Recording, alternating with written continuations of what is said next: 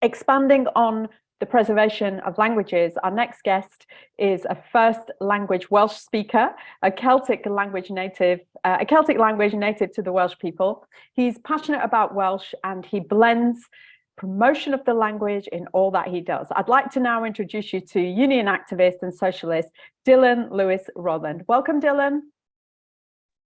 Hello, pawb. Diolch yn fawr. Pnawn da, pawb. Diolch am y gwahoddiad i siarad heddiw. Good afternoon, and thank you for the invitation to speak today. If my accent didn't give it away already and the introduction, I am from Cymru, Wales, and my first language is Cymraeg, Welsh. Today, I hope to give a brief overview of the struggle for ein iaith, our language. Welsh is, to some extent, the mother language of the Isle of Great Britain. Its predecessor, Brythonic, certainly was. Indeed, some argue the name Britain emerged from the Welsh words Prydain or Brython, or more specifically its predecessor, Prytaini. I'd first like to acknowledge that Cornish and Breton are also offshoots of Brythonic.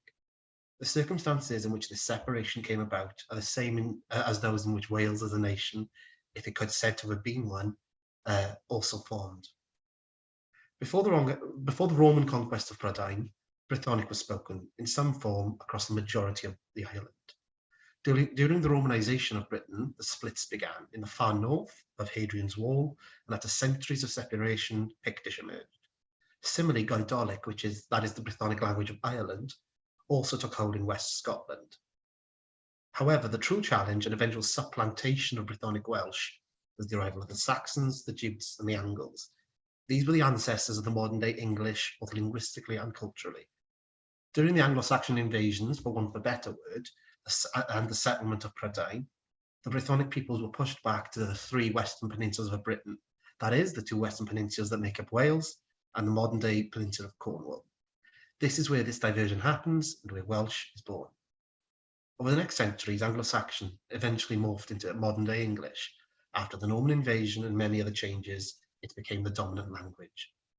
Welsh, however, thrived in Wales, and even in the borders of Western England. This would largely continue until two key ideological concepts emerged, those of capitalism and that of the nation state. Following this, there was a push to homogenise the Isles of Britain and also homogenise the world. Beginning in the 1500s, and especially following the 1800s, Welsh became a persecuted language. English was encouraged, Welsh was punished. The Act of Union in 1535 and 1536 made English the lingua de jure, the language of law, and as Welsh then became the language of the lower classes, it began to be persecuted at the same time the working class was persecuted. In the early union movement in Wales, for example, Welsh was the language of organising. I often point out that the Merthyr Rising of 1831 was organised and conducted via Welsh, and that the instigators had to be tried in Welsh as none of them spoke English, even after 300 years of legal Anglicisation. The Merthyr Rising, by the way, for those of you who don't know, is the first instance of the red flag as a symbol of socialism, the working class, struggle, and revolution being flown anywhere in the world. Some academics argue that it was following this event and the similar Chartist movements in Wales and across the rest of Britain as well that advocated for working class rights that Welsh truly began to be attacked.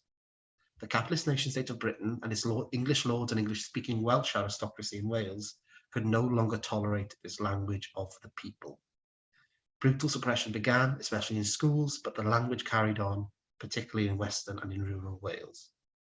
Now, beginning in the 1920s, a true Welsh language movement emerged. In the 50s, a Welsh language medium school was established here in Aberystwyth by the community here. I live in Aberystwyth, so I thought I'd mention that. By the 80s, there was a Welsh language television channel. In the 90s, the National Assembly for Wales was established, which is now y Senedd Cymru, the Welsh Parliament. And in the 2000s and 2010s, largely through the Senedd Cymru, now the Welsh Parliament, Welsh finally became an official language for Wales, and much of the discriminatory legislation was overturned. However, while many of the legal barriers had been moved, Welsh remains in trouble. The first year the language was recorded in the census was in 1891, when 900,000 people, 51% of the population at the time, spoke Welsh. Now, in 2021, which is the most recent data, 538,000, only 17% of Wales now speaks Welsh. This shows that our struggle continues. Though progress has been made, we are sliding backwards, not forwards. In this struggle for language equality, I would also like to personally pay tribute to the amazing work of Cymdeithas yr Iaith, the Welsh Language Society, for their amazing work of peaceful, direct action that has been key to many of the advancements to language equality. Neoliberal capitalism is a curse on the Welsh language, as it is many of the non-imperial languages of the world. A marketisation and globalisation of the world system, along with an attack on the traditional notions of community on which our language relies, is killing languages. As this is as true to Welsh as it is to many others. Languages are not commodities. Languages are uniting, they are inclusive, they are relational. All things capitalism and neoliberalism abhor. Just as Welsh was killed as a language of organising a community across much of Wales, so too are many other languages. The quest for hegemony and for homogenisation of all into the consumer and customer is breaking the very fabric of our society. And languages are an incredibly important thread in that fabric that ties us all together. For Welsh, the legal barriers are overcome. For Welsh, the key step now is normalisation. Welsh must be normalised in order to succeed. And if you'll permit me, I will finish off with 2 quotes. If you watch the Wales games of the Football World Cup, you might have heard the song Yma o Hyd. If you haven't, I highly recommend you look it up. But the pivotal message of that song is Yma o Hyd. 2 words in English: we remain. We, despite all the threats and challenges, are still here, and that is our ultimate hope. Now, the final line I will leave with you, is the final line of the Welsh national anthem. Again, if you ask me, the best in the world. O bydded i'r hen iaith barhau. O may the old language endure. Dylan, thank you so much. That was beautiful. A real education also. I was just wondering if anybody had any questions for Dylan. And whilst we wait to see if anyone has, I have a question for you, Dylan. I understand that the Welsh government, they created a commitment to increasing the number of Welsh speakers to 1 million, I believe, by 2050. Is that correct? And how's that progress moving along? Yes, that is correct. So the Welsh government has created its language policy, its language kind of strategy is called 1 million speakers by 2050.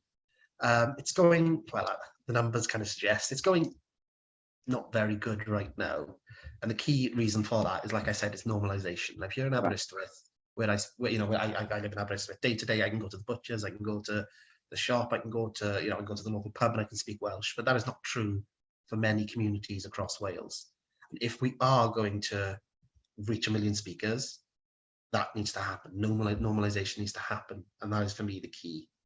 Okay, and we do have a hand raised. Sue, I don't see a surname, I see an email, but Sue, please go ahead. Could we unmute Sue, please? There you go. I think you're unmuted now. Go ahead, Sue.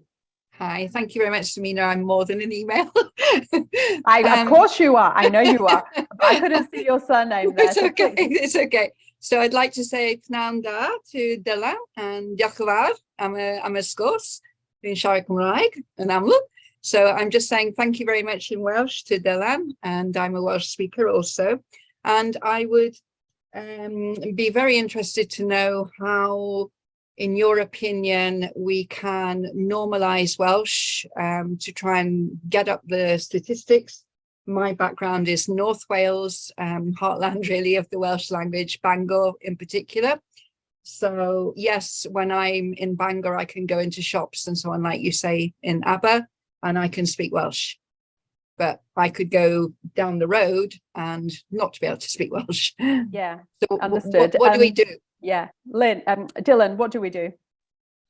Oh God, if you can ask me to solve the language crisis in Wales in 2 minutes, I don't think I can do that. But roughly. But what I will say is, so I come from South Wales, which used to be a heartland of the Welsh language, as it was the heartland of the working class. But because of things I discussed earlier, it is no longer.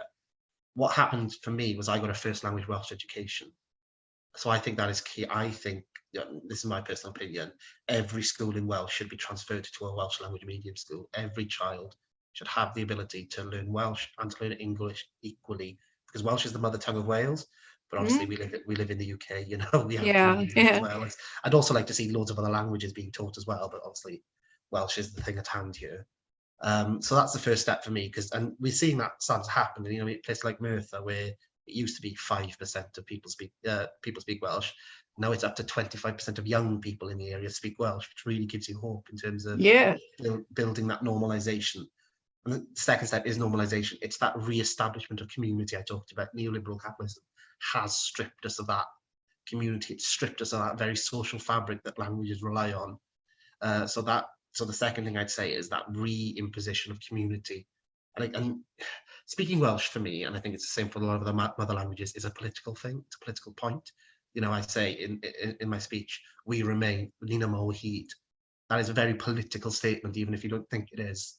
And I think that is a very strong statement that most mother languages, most languages in general, can learn. And I think we need to ensure that that remains at the heart of what we do, is that we remain, we stay here. As the last line of the Welsh National Anthem says, o byddai gyda'r hen iaith barhau, o may the old language endure. Dylan, thank you. Really, thank you so much. It was really insightful. It was a real history lesson that we got all in 10 minutes. So I applaud you for that. And it's evident that you're really passionate about preserving the Welsh language. Thank you so much.